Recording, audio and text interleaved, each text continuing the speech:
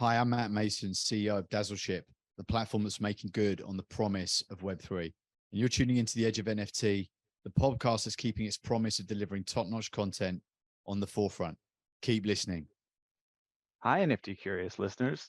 Stay tuned for today's episode to learn how a seasoned builder of underground movements approaches the metaverse, how Broadside NFTs awoke the hibernating bear market during its deepest of slumbers, and how you can still get involved, and what we do today when we don't do quick hitters.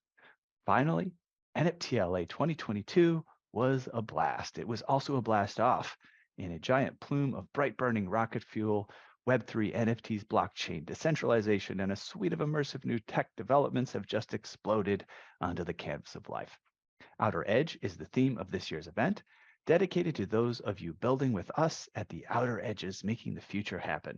The community-centric gathering returns to Los Angeles, March 20th to the 23rd, 2023, to uplift creators and technologists through interactive experiences, a wide variety of discussions and presentations, and entertaining surprises that transport participants to the outer edge of what's possible when we co-create a new paradigm, embracing the decentralized web, artificial intelligence, extended reality, and more. To register to attend or learn how to co-create an experience on the Outer Edge, head over to outeredge.live. The event is being organized by the Edge of Company and us founders here at the Edge of NFT podcast.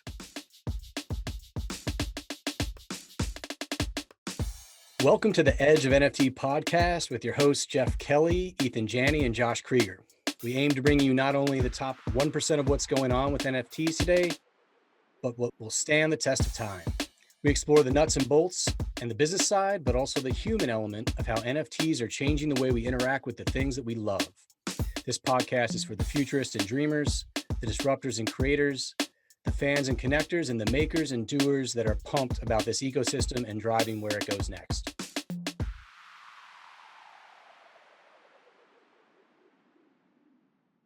Welcome to the Edge of NFT with your hosts, Jeff Kelly, Ethan Janney, and Josh Krieger, the podcast that brings you the top 1% of NFTs today and what will stand the test of time.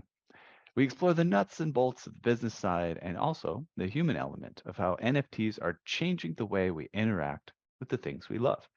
This podcast is for the dreamers, disruptors, and doers who are pumped about this ecosystem and driving where it goes next.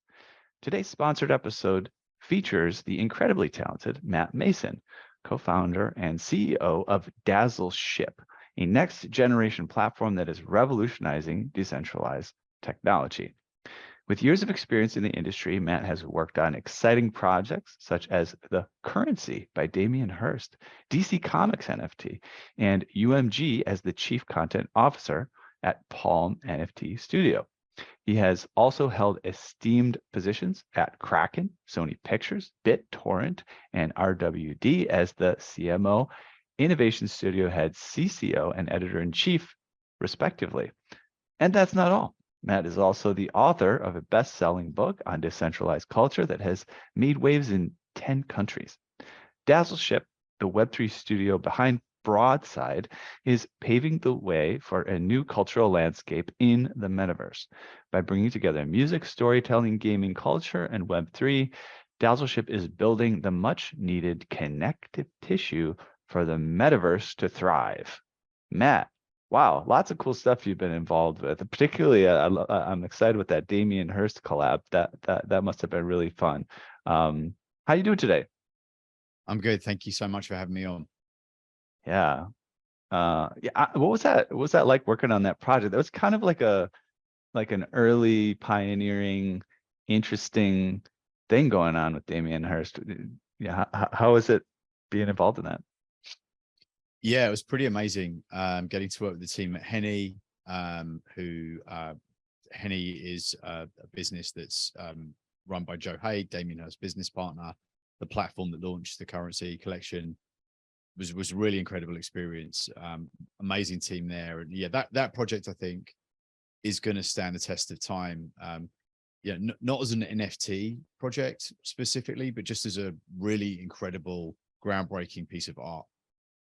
Right, and that was the one where you got the NFT and like the art, and you had to like burn one of them or something. Is that right with that one? You bought the NFT, which was connected to a physical piece of art, a hand painted one of 10,000 piece. These sort of pieces of paper with dots on them that were the notes of currency in this project.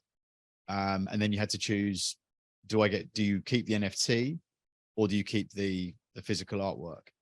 And it was really interesting. And Damien Hirst gave people a year to actually make that decision. And it was really interesting to see all the numbers and decisions and changes. Like his whole point with it was the statistics and the behavior and the community around this project is as much a part of the art. The behavior around the currency is as much a part of the currency's art project as these notes of currency themselves. So it was really interesting to see people make those choices. And it was kind of about 50-50. Half of the people who bought them kept the NFT and half kept the physicals. Now, what about you? Did you get one or two? Did you burn one, keep one, like, or did you not buy into the project at all? Or all I'll say is I bought more than one, so I didn't have to make that difficult choice. There you go. But yeah. Okay, cool. Well, thanks for the little update on that. That's fun to hear about. So let's talk about more about Broadside, though. It's a hyper-engaged metaverse franchise, and you've got a community that it creates, plays, has fun together on a weekly basis. What's the origin story of Broadside, and how exactly is it affiliated with Dazzleship? Yeah, so it's a great question. So Broadside, I mean, the sort of long story short, it's a brand new PFP project. It dropped in November. It sold out, inside of 24 hours in the coldest crypto wintry market. The deepest hibernation of the bear. Yeah, the frozen wastes of crypto winter. Broadside emerged. And we really started it as we wanted to build the most involved storytelling NFT project possible. So the origin of Broadside is it was a story.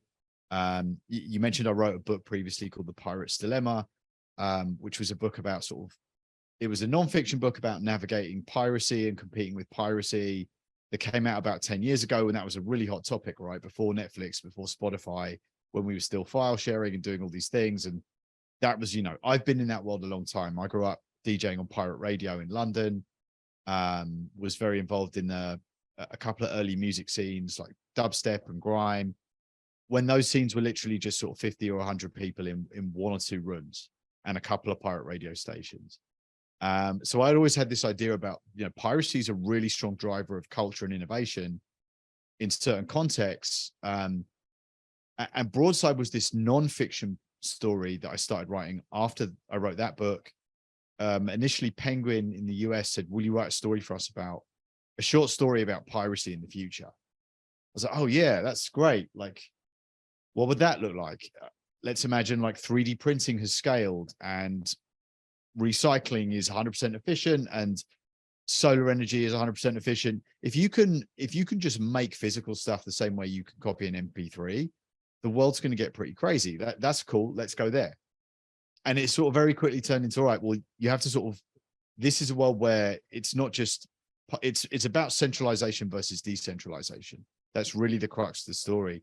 So I started writing this story, and then it ended up being a screenplay that was in development at DreamWorks, and then it was put in. They're like, "This is a $300 million movie, and we don't understand what a decentralized hero is. Like, what are you talking about?"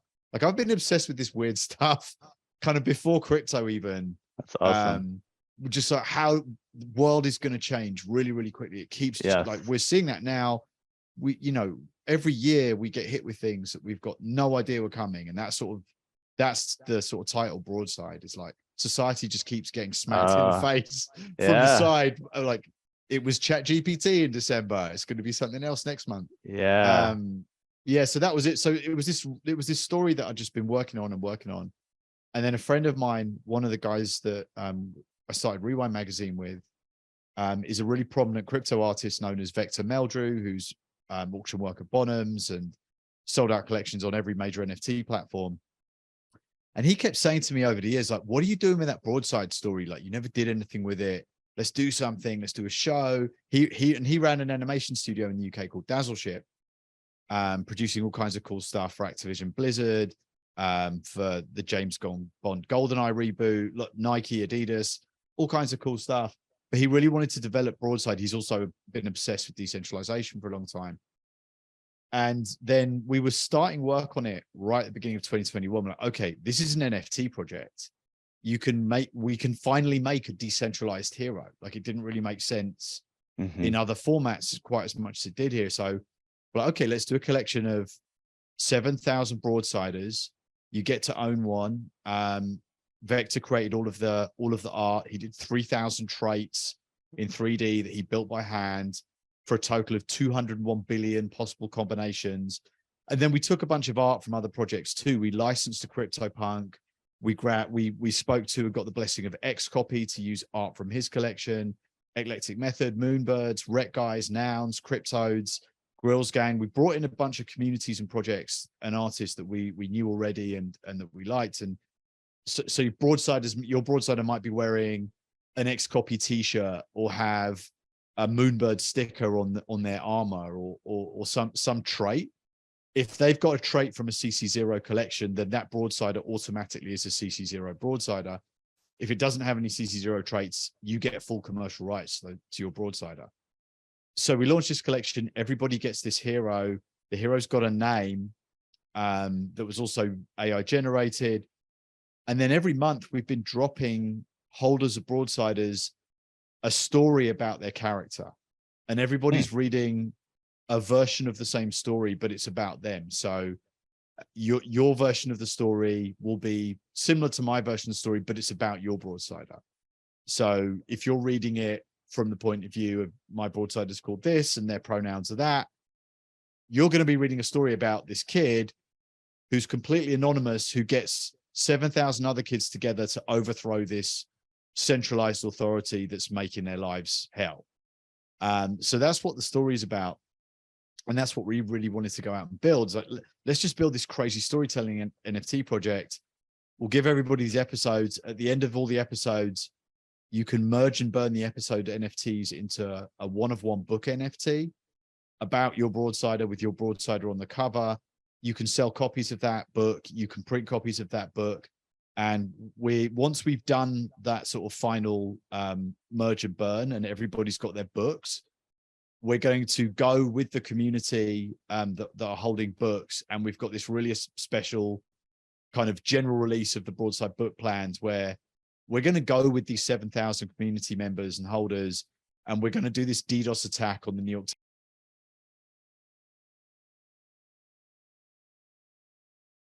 Times bestseller list. The exact thing, they're right in the heart of the book industry, and pre-Web 1. Let's try and show people why NFTs and Web3 matter, because NFTs getting a really bad rep. People look from the outside and what we're all doing and like, what is this? So Broadside seemed like a way to like do something fun, get a cool community together, build a story world, but also like make a point to the wider world about why Web3 is so important. Yeah, that's fascinating stuff. Yeah, and by the way, for the listener, they can go back and listen to a previous episode with you. It was episode number 54, October 13th, 2021. Oh my God. Yeah. I was so young then. They were so young. 10 years ago in NFT time. Yeah, but that was a great one as well. And we delved a bit deeper into your radio experience and things like that. So I think we actually did our quick hitters with you then at that time. So we'll have to maybe improvise a few quick hitter questions today since we already found out the answers to those. But wow, fascinating stuff. And yeah, I really appreciate your perspective, because again, for me, that's kind of my approach to all of this as well. You said something that touched me very deeply, of like, we couldn't do this until now. Yeah. And I definitely have that, and sometimes it's onerous, a kind of a frustration that sits within me of all these things where I'm like, I know you could do this, but like nobody is not even going to get it or you'd be able to do it until like something has to happen, right? But those moments are very fun when you have that experience, right? You're like, oh wow, this has all come together, and it's actually possible. I'm not crazy, or whatever. I mean, this is like, if you go back through history, like if you look at some of the things that have happened culturally, nobody would have ever given anyone permission to do those things. Like if you think about punk rock, playing like 3 chords on a guitar, it was completely the antithesis of music at the time. Nobody would have given anyone position. Nobody would have given hip hop permission to happen at that same time period. I grew up, in sort of grime and dubstep when I saw kids make songs like 8-bar records on PlayStations that sold 15,000 copies on vinyl for £8 each. Like that's crazy amount. That's a crazy amount of money to make with your PlayStation in 2001. Right. Nobody would have given any of the crazy NFT projects we've seen grow permission. Nobody gave Broadside permission. We tried to do it in all these different ways for years, and it's just like, no, this is too cerebral. We don't get it. What is it? And then we do it, and it sells out in 24 hours. And we make more money on Mint in 24 hours than we've made most years in our lives. We're like, oh shit! Like this is the thing I've always wanted to see happen. Like a way for people to scale an idea with a community without having to ask anyone's permission. That is the magic of Web3. Yeah, that's fascinating. Yeah, you're reminding me of I listened to the Broken Record podcast, and I'm sure you would love it. Have you ever checked that podcast out? No, I'm going to check it out. So Rick Rubin is one of the hosts.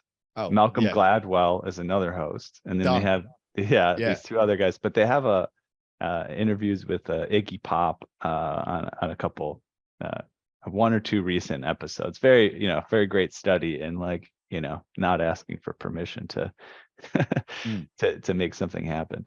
But yeah, so you have taken on the CEO role here with Dazzleship. You mentioned it was kind of around run by a friend previously, so that's cool. Congratulations. That's a big step to take on. What's your vision for the future of the Broadside franchise under your leadership now working with Dazzle? Yeah, so Dazzleship so the co-founder of Broadside is Vector Meldrew, the crypto artist, and Dazzleship was his company based in the UK. When we were building Broadside, we need to set up a US entity to launch this from. So we set up Dazzleship in the US, and then we decided, you know what, let's just transfer all of the assets and resources to one company in the US. And that will be the company we build around Broadside. And then we were sort of just figuring out who's going to do what. And Vector is, the creative genius. We're both creative in different ways, but it just sort of made sense. Like, you be chief creative officer, I'll be CEO. And we really want to sort of use the Dazzleship company as a vehicle to build this platform around Broadside that we are working on now around the community. And just sort of thinking sort of the years ahead, like, the idea of Dazzleship, as you said, like, we want to build a studio that delivers on the promise of the metaverse, which is kind of a different thing from what we started with Broadside was, let's build a really cool storytelling project. That was where we started. But to your point, if you give people the rights, if nobody has to ask your permission, they do things that you would have never imagined. And that's exactly what happened the day after Broadside minted. So we get these avatars, these characters in the hands of the Broadside community, and they just start building and doing all these amazing things with their Broadsiders. We've seen this last weekend, a car came in 9th in the Indy 500 that had a Broadsider decal on the back of the car. We've got a team building a game in Roblox. The community built a rave bunker in the Mona metaverse, where we throw weekly raves around Broadside, where everyone's wearing Broadside avatars, and different VRMs from different projects associated with Broadside, like Rec Guys, or some X-Copies crew are there too. They helped build that, a guy called Neil Glitch, who's been amazing. So the community started doing all this other stuff that was sort of, Broadside encompasses music, fashion, gaming, culture, all these different aspects that the story touches on. Because Vector and I came from pirate radio, and because music was a big part of the Broadside story, there's this style of music in Broadside called 3D bass. It's set in 2037. Everybody's got sort of an AR enabled vision, and you can see bass lines coming out of, you know, car stereos or club sound systems. And these kids figure out if you tune the frequencies, the low end low enough, you can actually brick the operating systems of these security robots that they're fighting against, that are owned by this tyrannical centralized company. And this is based on real technology called LRAD, which if you've ever been in New York City, you hear the police, they have these rumblers. So the siren just goes boom, boom, boom, boom, boom, and you're like, oh my God, you like feel it. Right. It's direction. If it's the same thing I'm thinking of, it's like it's a directional audio signal. So you could point it at someone as though it's like a laser beam of sound. Yeah. Right. Yeah. Exactly. And we thought, well, wouldn't it be fun if kids were using this and they were making dubstep with it that killed robots? Like, that's great. Let's do that. So there was a style of music in the story called 3D bass. And when we were launching Broadside, we were like, okay, well, let's do something fun on Twitter that showcases the world. Let's play 3D bass pirate radio on Twitter Spaces and do that. So we started playing, and we were just playing like old grime and dubstep and trap and drill and all these, you know, house, garage, all the sort of music that's been on the sort of dance music, EDM, bassline continuum, to tell the story of 3D bass, the music that changes everything in 2037. And the community really started to run with that idea, and that turned into these weekly raves in the metaverse. And then just all of this build, you know, all these memes, all this stuff people were building, all of this merch, all this crazy stuff. But when we saw the community come together in the metaverse and start coming back, like thousands of people week after week in spaces and actually in the metaverse, when we saw that, Vector and I were like, holy shit, this looks like dubstep when dubstep was 50 people in a room. When it was 50 weirdos who thought nobody else is ever going to want to listen to these records. Right. And then 10 years later, it becomes like, wait a second, we're getting these people in here, and Mark Zuckerberg and all these other people are spending hundreds of billions of dollars doing these like Super Bowl sized brand activations and concerts, and nobody gives a shit. Nobody ever comes back. There's zero engagement. And it just sort of hit us. It was like, oh, fuck. The metaverse is about building culture. And we've been doing this in different ways for 20 years. This is where Broadside needs to go next. So building Dazzleship as this studio, as this vehicle, as this platform where we can create communities that are based on their own culture and can grow exponentially, organically, you know, just through fan engagement, just through people actually being there because they want to be there together week after week. It seemed to us this is a missing piece of all this. Like, everybody's building these really gigantic, expansive worlds. Nobody's building the small room with 50 weirdos in it. And that's the only way good things happen. It's certainly in the subcultures that I've been involved with.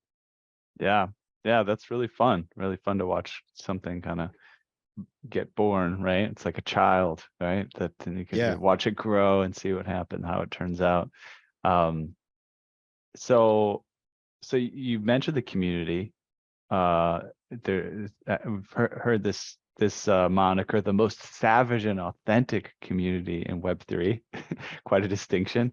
Is there anything else you want to share about what kind of sets it apart and makes it unique? You know, in terms of who's showing up, like where are these people coming from? Their sort of previous backgrounds. Is it kind of Web3 folks? You know, there's just another project, or are you pulling in people that aren't so Web3 savvy that come from some other domain, or is it you have no idea? What do you think? Yeah, I think we have a pretty good idea. It's a very tight knit community. We know a lot of each other. Like we know a lot of community members by name. We know who they are, where they live, what they do. Like, we consider all these people friends, honestly. And it's really interesting. Like, Vector and I had different journeys through crypto art over the last few years. Like, we were friends. We were working on Broadside. Suddenly he starts getting really busy as Vector Meldrew, the crypto artist, selling one-of-ones and doing auctions and all that. And I'm employee number one at Palm NFT Studio. And suddenly I'm building all, you know, Damien Hirst and the DC Comics stuff. And we're both going and playing at very different ends of the sort of Web3 spectrum. Like, he's very deep in crypto art and making friends with people like Xcopy, and really on that side of things. Meanwhile, we're doing the largest NFT drop in history to DC Comics fans, which is a free mint on a platform on an L2 with a, you know, you don't even need MetaMask. Like, I'm going the other direction. Like, how do we get the next billion people? And you know, love the mission that Palm's on, and I love the sort of direction Vector's going in as well. But quite often those two communities don't talk to each other. So a lot of the community that came in that sort of followed me from my work at Palm was people who'd bought into the DC Backhouse, or the DC NFT work, or people that hadn't and were in other platforms like Rika or VV, who just followed me on Twitter or you know, were around the project and saw it. And then the other half of the community was very much people like builders and developers and artists in crypto art who've been following Vector, Vector had been supporting them to, like, this really, really hardcore Web3 crypto art community. And it was almost like these two communities really didn't know that the other one existed. Like, half of them didn't have a MetaMask wallet and were like, how do we get these broadsiders? What is this MetaMask wallet thing I need? And the other half were like, what's VV? Like, well, who are these people with a red circle? Who are these Batman people? And then they sort of found each other and they fell in love. And the community is really sort of 50-50 because they're both like hyper engaged. They both love to build. They were just sort of in different ecosystems, but they all love the same things. They love storytelling. They love role playing. They love gaming. They love music, all the things that makes up Broadside. And so we've got this community that it feels really different to other communities because there's a lot of people that they're really there for just the fun of it. Like, you know, very few Broadsiders are listed on OpenSea. It doesn't get a lot of volume, honestly, because the people that they're not moving, they're building.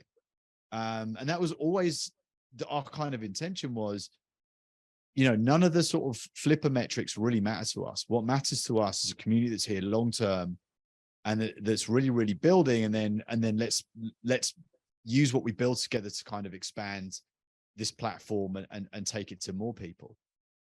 Yeah. Wow. Very fascinating.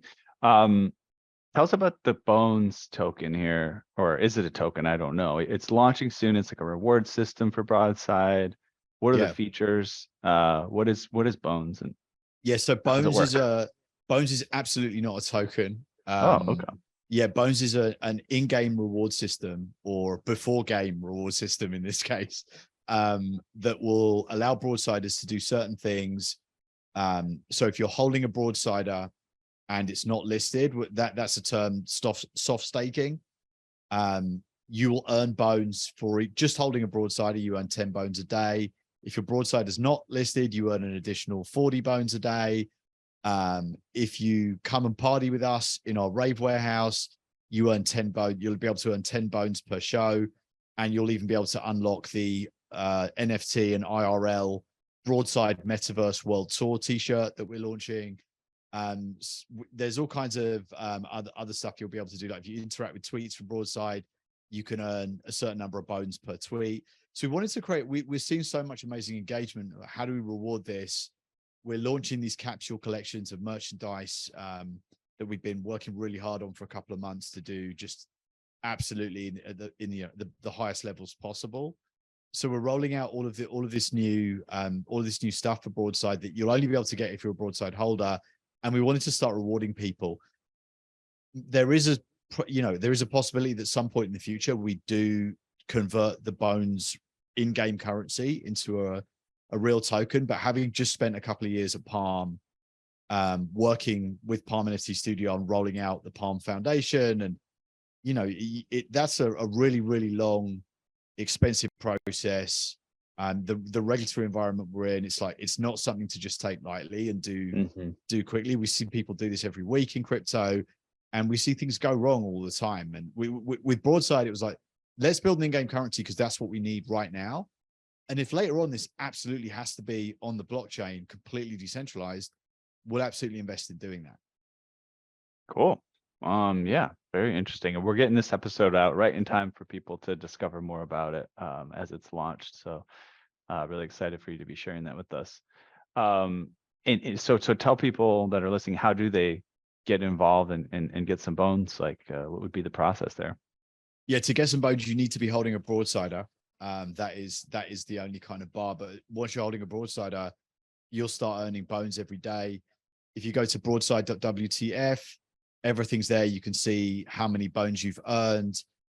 You can go and you can go download your episodes of the story, and start, interacting with the world and being part of the community. Easiest way to get involved in Broadside, you don't have to own a broadsider. Come hang out with us. Follow us on Twitter at Broadside NFT. We throw parties every week in the metaverse.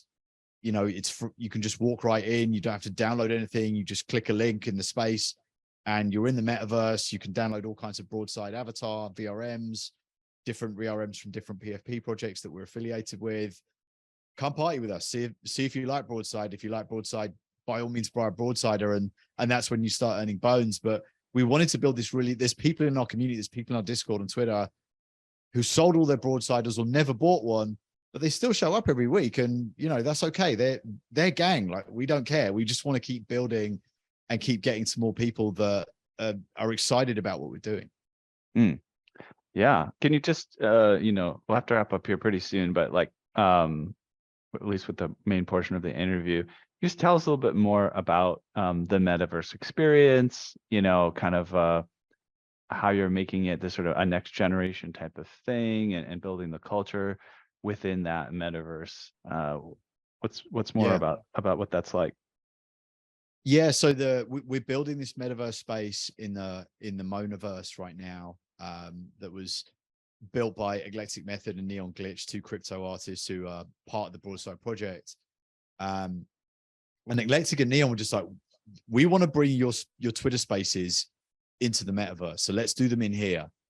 So inside the warehouse, there's a big screen, and we broadcast DJ sets onto that screen. And we also broadcast shows. We have guests on, like we have people affiliated with the project come in and talk, like OSF came in from the Rec Guy community. We had Board Elon on the other week. We had Ryan from Crucible, from the Open Metaverse community. Like, we just bring in other people who are excited about NFTs and building the open metaverse. So we do this kind of sort of chat show format, and that spits out great content that we then put up on YouTube and we put back on Twitter. And then we also have these parties as well, where people are just in there raving, and there's all these different mechanics in there. Like, there's certain places you can stand in the bunker and trigger certain emojis that then everybody can see. There's a bunch of different emojis, and we're partnering with Mona on this, and we're working behind the scenes with them on a lot of other stuff. But people just keep adding like fun stuff. Like, someone added porta potties to the rave bunker the other week because there weren't any. And it's a really vast space, and people are doing these sort of running races around the edge of it. So someone added these like speed lines that if you hit them and you jump and you go flying, and so it sort of feels like Super Mario Kart's going on around the edge of it. And really what it's getting to, without giving too much away about what we're building next, is we're building this game inside of a rave, inside of this space where all these other things are going on. And this is the first time in history you've been able to do anything like that. You're seeing these technologies starting to scale in terms of platforms on the back end, like Improbable, where you can have 10,000 people on one server. You've suddenly got, amazing live services infrastructure, things like, Beamable, what John Radoff's building. So the back end of the metaverse is only just getting to this point where suddenly we're going to be able to have these incredible experiences that just weren't possible before. I think that's been one of the things that's been the problem of the metaverse, is like, no one's really seen it yet, right? Like, if you can only have 100 people in the server and you can't do very much, and it's just sort of people standing around waving at each other, yeah, that's not fun. Why would you ever come back? Or it's a giant concert, but you're still only in a room with 100 people, even though you read on Twitter that there's 40 million people there or whatever. Mm-hmm. It's still not quite there. We're getting to the point where it really is there. And we're starting to put together all these elements within the Broadside Rave Bunker, whether it's music, whether it's gaming, whether it's role playing, which is another huge part of our community. Like, a lot of people you can go into our Discord and you can get a job from the Broadside story and start working a job. And there's a whole progression tree for each different job. All of these things we're kind of scaling up into a space where gaming, partying, content, role playing, NFT, all the things you could do with NFT, merging, burning, crafting, all the fun things about those. we're building this platform where all of those things will happen in one space. And you know, it's definitely a game, and it will have game mechanics first and foremost, and the mechanics of it being fun are the most important things to us. But the thing we're building, we've never seen anything like this, you know, because they're only just becoming technologically possible. Mm-hmm. Yeah, that sounds fun. And then is this all sort of in the metaverse? Is there any IRL kind of component here or a way to integrate? Like, could you have like a live party Yeah. and integrate it, or are they kind of just two distinct experiences? Just curious. No, Yeah. absolutely not. So I guess the way I think of the metaverse is there's definitely these components that are very much in these 3D worlds, but you know, really the connective tissue from the metaverse to me is the NFT. It is this social object that works IRL, that works in Web3 and Web2, wherever you go. And that's your broadsider. And right now there's 7,000 broadsiders. As we scale, we're going to think about expanding that world in ways that elevate everybody who's been part of it since day one. But yeah, I mean, absolutely, we're looking at IRL. We're doing something pretty special we haven't announced yet in Lisbon in June with Non-Fungible Conference. We're doing some stuff at NFT NYC where we'll be able to bring this idea of 3D bass, this bass music that you can see. We're like, yeah, that technology exists. Let's go and do that in real life. And we've got some really amazing sound engineers on our team. Vector Meldrew's been a VJ, you know, VJing at Glastonbury for many years and other big festivals around the world. So we're putting together this really amazing live show, which has to look as crazy as it does in the metaverse. So yeah, absolutely, that's on our mind. Like, if we're going to show people the metaverse outside of it, then we need to go IRL. We need to show them, and that's absolutely what we're going to be doing. Awesome. Very good. Are we getting somebody out for Outer Edge LA, or we're trying to do it. It's just finding the right. right, like, where can we do if you guys need a 3D bass party somewhere, if you need like a set, let us know. But that's sort of what we're doing at these other places. Like, hey, wait, if you guys come here and set this up, like, we'll do it. So yeah. All right. I'll make sure that conversation moves forward. All right. Well, before we wrap up the interview segment, anything you'd like to kind of like point our listeners towards that you find interesting outside of the projects that you're doing? What are you watching? What do you keep an eye on that gets you excited? Oh my gosh, yeah. I mean, so many things right now. I'm really excited about. There's a community that we're part of called Cult Crypto Art that's just building so many cool things across, you know, different metaverse platforms. That was started by Xcopy and Neon Glitch, who I mentioned before, and Elective Method. They're doing some crazy stuff. I mean, there's just so many right now. We're seeing some just, you know, really great projects that are just starting. I don't think enough people know about. Our good friend Supermassive just started a really good one called Based AF. We're really excited about what they're doing. They're trying to build this whole kind of media company around the idea of the metaverse. They're doing some amazing stuff.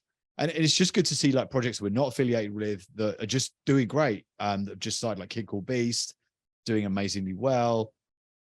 Just really excited to see, even in this bear market, people coming with amazing projects, growing amazing communities. And you can really see where these things are going. You can see a couple of projects and movements that are just like, yeah, this is a couple of hundred people or a couple of thousand people right now that are hyper engaged and doing something together, and no one's really noticed them yet. But you can see that these things already are like, you know, as the bull, you know, I think the metaverse is going to go beyond the bull and bear boom and bust cycles of crypto and NFTs. But as this idea scales, like some of these things you're seeing now are absolutely just going to become giant cultural forces. Yeah, totally agree. Well, that's great. A lot of stuff for our listeners to go check out and get involved with as alongside what you're up to. So I think what we'll do here, we don't have a ton of time left for the rest of the episode. My producer here, since we already did your quick hitters, had a fun idea. Instead of the quick hitters, we'll do just a fun word association. We'll see what comes of it. Let's go. Let's do it. I was gonna say a word, and I guess you just say whatever you think, and I guess we'll just go from word to word. We'll see what happens. Let's go. It's for fun. All right. Are you ready? I'm ready. Space, Music, blockchain, Creative medium. The Prodigy. R.I.P. Keith. Beef. Impossible Burgers. Trees. Smoke. All right. Web3. Future. Wobble base.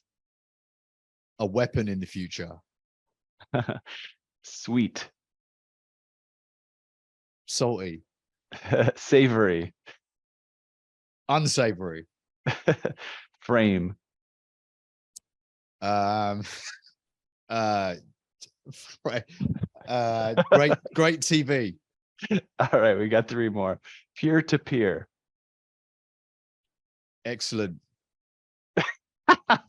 Green. Solar punks. And finally, color. Yes. I don't know. All right, we gave that our best shot. That was fun. We tried. We tried. I kind of like it. All right, so so next, before we wrap up here, I want to make sure we're going to do a quick shout out, maybe to somebody or something that you think is worth shouting out, maybe a partnership or a community or a member or something like that, and then we'll wrap up. But yeah, who would you give a shout out to for this episode? I just want to shout all the people building with Broadside. There's so many. Mr. Dollars, the greatest MC in Web3, who's been making songs with Broadside. Beneval and Dominique and the team building a Roblox game with Broadside. Neon Glitch and Eclectic Method, who built a rave bunker with Broadside. Some of the amazing people and projects we build with, Pixelinks, Warps, Rec Guys. Just there's so many people building alongside Broadside that, yeah, there's too many to mention. But as we say in Broadside, bones up, respect. Thank you, everybody. Beautiful. Appreciate that.